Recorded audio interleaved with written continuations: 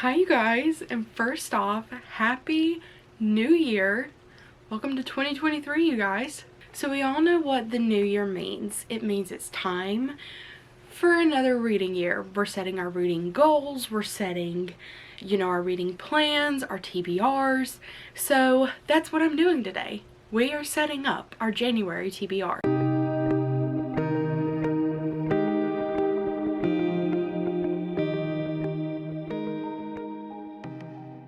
I feel like my January TBR is going to be a lot for me to try and accomplish, especially since I'm going to be going back to school and I'm still going to be working. So it's going to be a lot to try and juggle.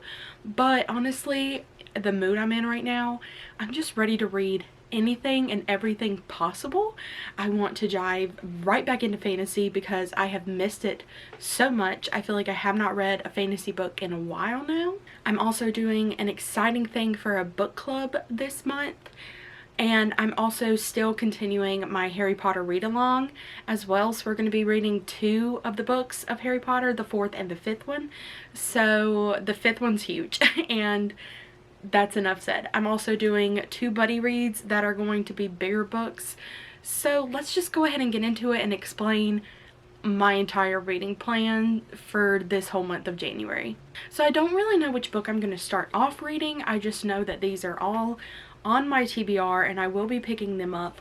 I have a feeling the one that I'm showing you now is going to be my first book read because I am going to be doing some New Year's Day sprints with a few friends of mine over on Olivia's channel. And this one would be a really good read to just read during those sprints and finish it. I did this thing on Instagram that's been going around, and I'll put a picture up here so that you can see it, but there is a trend going around where you have 12 friends pick 12 books for you to read in the new year, and you read them, and you can read them all 12 at one time if you want, all in one month. You can split it up.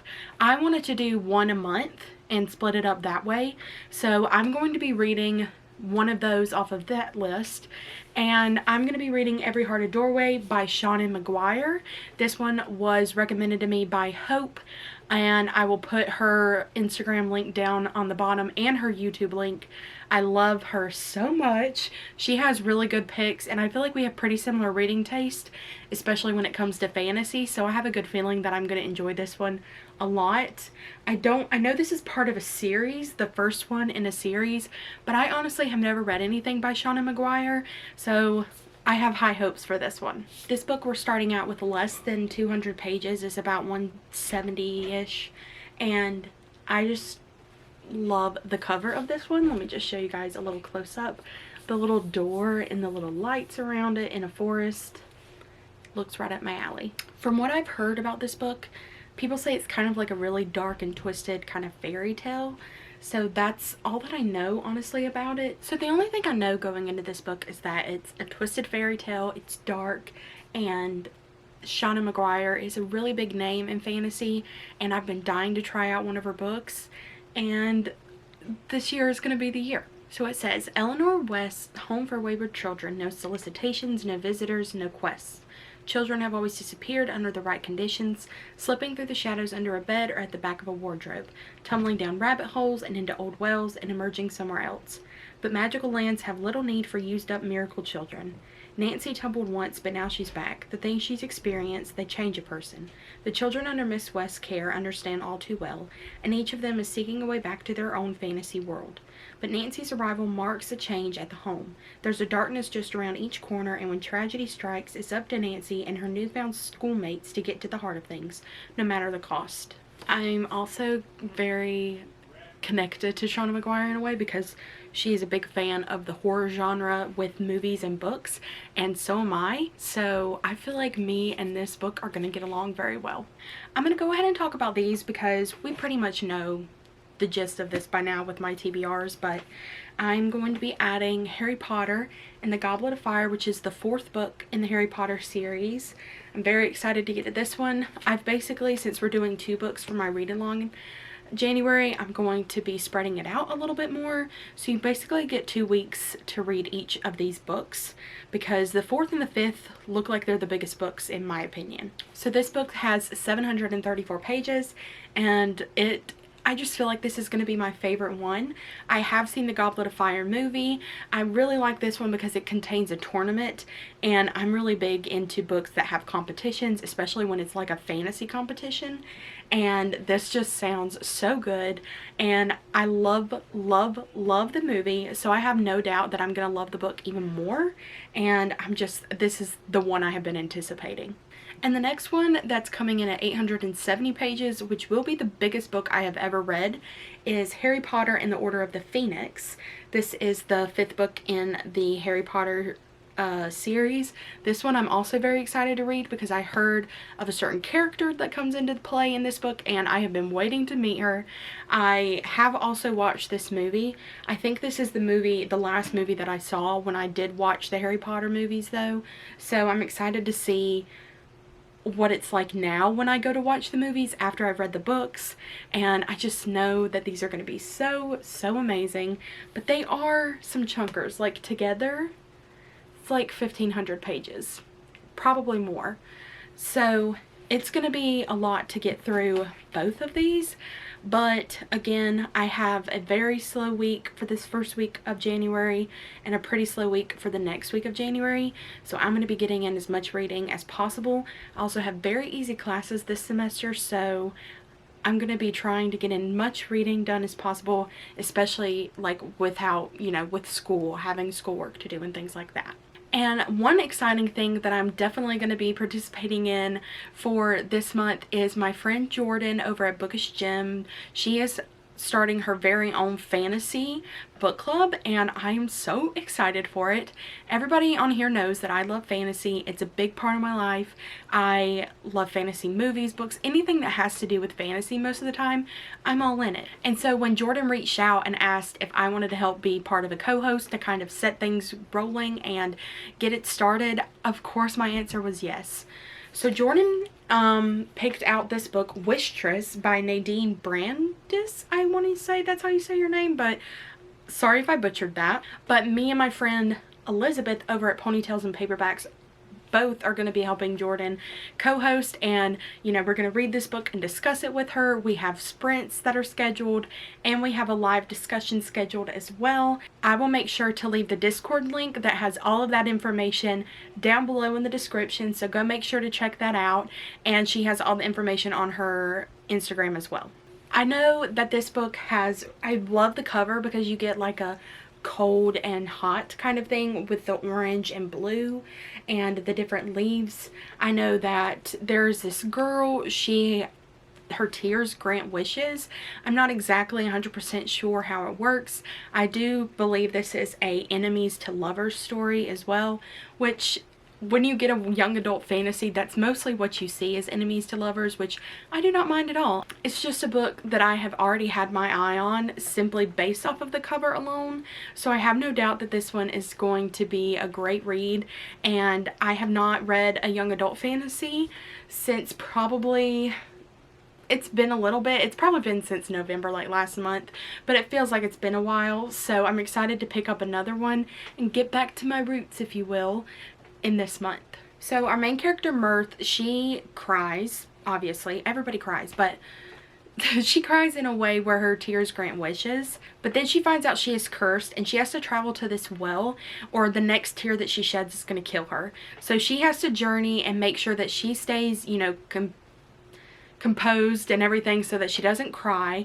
But she also has people like the military are after her, and she's trying to get to this well to break the curse before she gets caught, and she has a lot on her plate with that kind of thing going on. And then you have Bastian, who has this power to stop time with the snap of his fingers, which I think is really cool. And he used his powers to defeat the old king, but this new king wants him to work for him, and he wants him to bring him the Wishtress, which is Mirth. So Bastian sets out and he's like trying to earn Mirth's trust by taking her to the well, but he knows that he's going to turn her in, and as soon as he gets his wish and gets what he wants, he's just going to backstab her. So Mirth is getting all of these things where these people are all coming to her and they want her to grant a wish and they want her to do this stuff and use her power, but they don't understand that this is literally going to kill her if she does that. And she's scared to tell them because she doesn't want them to kill her because they know that she's going to die anyway. And obviously the enemies to lovers is going to come in with Bastian and Mirth, and this book sounds like such a unique and different read, and it sounds very magical, and I feel like it's going to give me that magical realism that I love in young adult fantasy. So I'm so excited that Jordan picked this one, and I think it's going to go great for her first book club. So there are a few things I'm wanting to try out in the new year. I did already mention one, which was reading a book that a friend has recommended me each month, but I also wanted to include certain genres in my reading each month as well. I want to make sure that I have a graphic novel, a manga, and a cozy mystery to read during the month. Those are 3 pretty quick and easy reads to get through, and I just want to expand my reading taste in those genres to find out what I like and what I don't like. So the graphic novel that I'm adding this month is Aquicorn Cove by Kay O'Neill.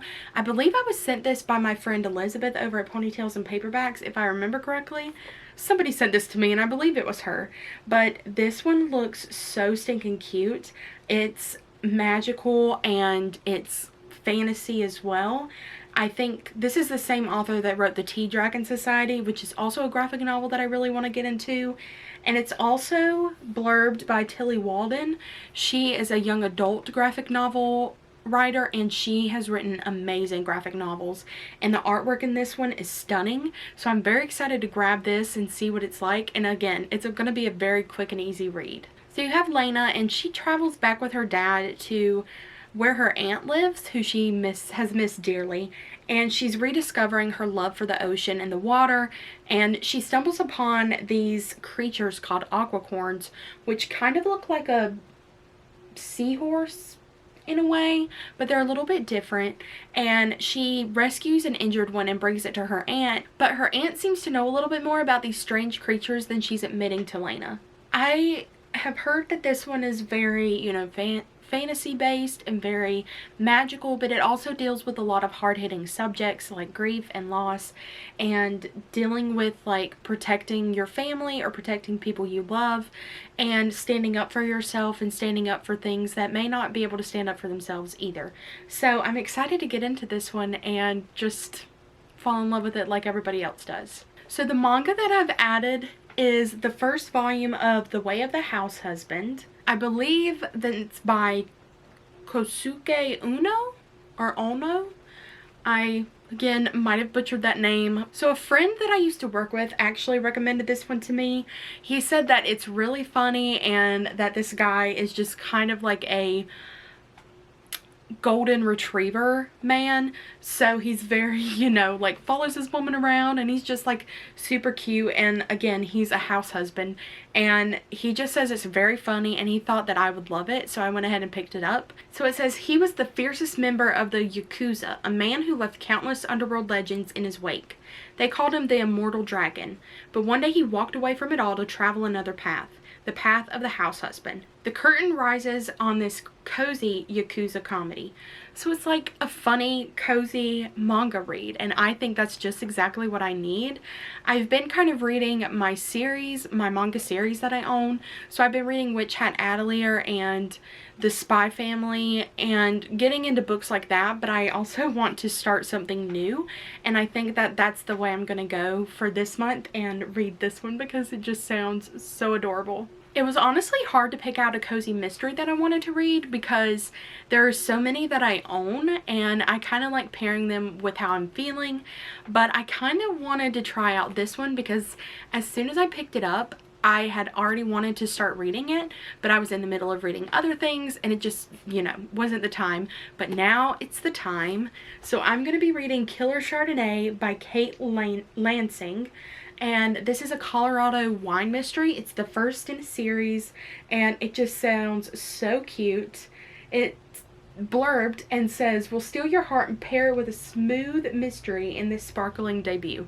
I love that. I love that this one, I love ones that have like food and wine or food and drinks and stuff like that because you get more detailed descriptive books, and that's exactly what I'm looking for in this one. I know that this one takes place at a winery, and this girl doesn't necessarily want to work there at the winery. I don't believe, but I could be wrong, and something happens where this man is poisoned, and you know, everybody's looking at her because of course she owns this winery. So I was wrong. She does want to own a winery. Apparently it's her dream. So scratch what I said and let me just explain what this one's about actually. Parker Valentine has always dreamed of opening her own winery in her hometown of Boulder, Colorado. But she gets more than she bargained for when a food and wine critic unexpectedly shows up at Vino Valentine on opening day. A negative review could be fatal for her business, and not only does he seem to hate her Chardonnay, he also collapses and dies shortly after drinking it. Although Parker hoped that the attendees would put a cork in it, soon her winery is at the center of a social media firestorm. With hashtag Killer Chardonnay trending online, Parker's business is in danger of closing, and she has no choice but to investigate the murder herself. To restore her reputation, catch a killer, and keep her struggling business open, Parker needs only one thing: some good proof. I love in the description that there are so many puns for wine, and it just makes me so excited to dive into this one. I also think this one has a little bit of romance as well, which I love. A good little side romance to the mystery plot lines of a cozy mystery. So I feel like this is going to be the year that Kindle gets really into the cozies. So I cannot wait to pick this one up. It will definitely be high up on the list, and this will be one of the biggest priorities. So another book I'm going to be buddy reading with my friend Olivia. We both have kind of put off reading this book for a while. I feel like it's because it's very big. It has a lot of confusing things because there is a lot of world building in this book, but we both decided that it was time to just dive right into it. We have a physical copy and the audiobook, so we made sure that we are ready and prepared. And I also feel like buddy reading this one is going to be a lot easier because if there's anything we don't understand or we're struggling with, we can discuss it with each other. I have ordered my copy because I did have a copy of this book, but I believe that I unhauled it at some point when I thought that I was actually not going to get to it. But now that I know that I am, I went ahead and ordered it, and it should be coming in pretty soon. So I'm hoping that it does because I would love to get a start on that as soon as possible. And it is Mistborn by Brandon Sanderson. I have personally never read a Brandon Sanderson book. I know that he has a Skyward series, which is a young adult series that's more sci-fi. And I really want to get to that one at some point this year too. Maybe later on down the road. But I definitely want to get into this one because so many people rave about this series. I personally worked at Barnes & Noble with a guy who is in love with the series. He loved it so much and the universe that it's built in that he ended up getting like a really big tattoo based on it, and he rarely gets tattoos based on books. So I knew that I had to pick this one up right away. And I feel like I haven't really dived into much high fantasy, so that's exactly what I'm going for this month at least, and this year is diving more into that adult high fantasy where I get a big entire world built. That's probably like my favorite part of fantasy, to be honest, is building this world that I feel like I belong in or that I could live in and just be immersed with these characters that I love as well. And I'm just going to read you guys the synopsis of this book because it's a little bit easier than trying to explain all that goes on. For 1,000 years the ash fell and no flowers bloomed. For 1,000 years the sky slaved in misery and lived in fear. For 1,000 years the Lord Ruler, the sliver of infinity, reigned with absolute power and ultimate terror, divinely invincible. Then when hope was so long lost that not even its memory remained, a terribly scarred, heartbroken half-ska rediscovered it in the depths of the Lord Ruler's most hellish prison. Kelsier snapped and found in himself the powers of a Mistborn. A brilliant thief and natural leader, he turned his talents to the ultimate caper, with the Lord Ruler himself as the mark. Kelsier recruited the underworld's elite, the smartest and most trustworthy allomancers, each of whom shares one of his many powers, and all of whom relish a high-stakes challenge. Then Kelsier reveals his ultimate dream. But even with the best criminal crew ever assembled, Kel's plans look more like the ultimate long shot, until luck brings a ragged girl named Ben into his life. Like him, she's a half-ska orphan, but she's lived a much harsher life. Ben has learned to expect betrayal from everyone she meets. She will have to learn to trust if Kel is to help her master powers of which she's never dreamed. I love it. I feel like it's a big thing to me and people know it. But I love books where you get these misfits coming together, or you have a group that is coming together and you get to see all of these different characteristics of those people and they have to work together towards something. It just makes it so much fun to watch and listen to and just read about. I'm very excited for this book and ready to dive into this world. So bring on that humongous book that is probably over 24 hours on my audiobook. The next book is a book we are going to attempt to read with some friends of mine. I know my friend Rachel from Happy Go Lovely Sleeves on Instagram and Happy Go Lovely Reads here on YouTube. She really wants to read this book and she's like, I need people to read this with so that if we don't understand it or we're confused or we just need help reading it, we can get through it together. And I completely agree with her. So I'm glad that she brought out this book as an opportunity for us to buddy read it and just kind of bounce ideas off of each other's minds, because this one's going to be a challenge. And it's Babble by R.F. Kuang. Again, I have never read an R.F. Kuang book. I know that The Poppy War is a very popular series, but I've heard that it's a very like political sci-fi fantasy book, and I'm not very into like political fantasy because it just, not only are you building a world, but you're building like a government system, and it's just very confusing to me. And this book I think scares me a little because there are footnotes in here, and I feel like this is going to be too much for my brain to understand. But I know that it has to deal with linguistics and learning and translating languages, which I feel is very cool. I don't think I've ever read a book that is revolving around that, and I just think that's a very unique concept to put into fantasy, and I feel like you can really do something well with that with different languages, especially when you have made-up languages or different things like that in your fantasy series. 1828, Robin Swift, orphaned by cholera in Canton, is brought to London by the mysterious Professor Lovell. There, Robin trains for years in Latin, ancient Greek, and Chinese, all in preparation for the day he'll enroll in Oxford University's prestigious Royal Institute of Translation, also known as Babel. The tower and its students are the world's center for translation and, more importantly, magic. Silverworking, the art of manifesting the meaning lost in translation using enchanted silver bars, has made the British unparalleled in power, as the arcane craft serves the Empire's quest for colonization. For Robin, Oxford is a utopia dedicated to the pursuit of knowledge. But knowledge obeys power, and as a Chinese boy raised in Britain, he realizes serving Babel means betraying his motherland. As his studies progress, Robin finds himself caught between Babel and the shadowy Hermes Society, an organization dedicated to stopping imperial expansion. When Britain pursues an unjust war with China over silver and opium, Robin must decide. Can powerful institutions be changed from within, or does revolution always require violence? So we're going to see if we can attempt to read this book and understand it. Again, this is probably my most challenging read out of all of the books that I've picked for January, but I'm ready for it, and I'm definitely going to be diving in and trying my hardest to understand and just kind of lose myself in the book.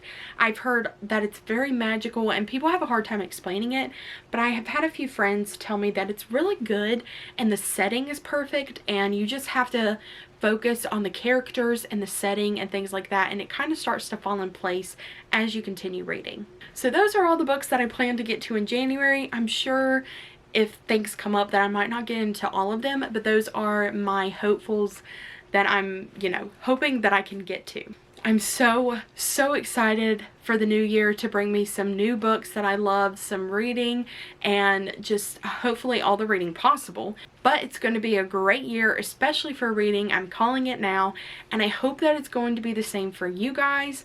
I hope that all of you have great plans for January for your reading, and I hope that it goes just as well, and I cannot wait to just get this year started. But thank you guys again so much for watching and joining me today, and I will see you guys in my next video.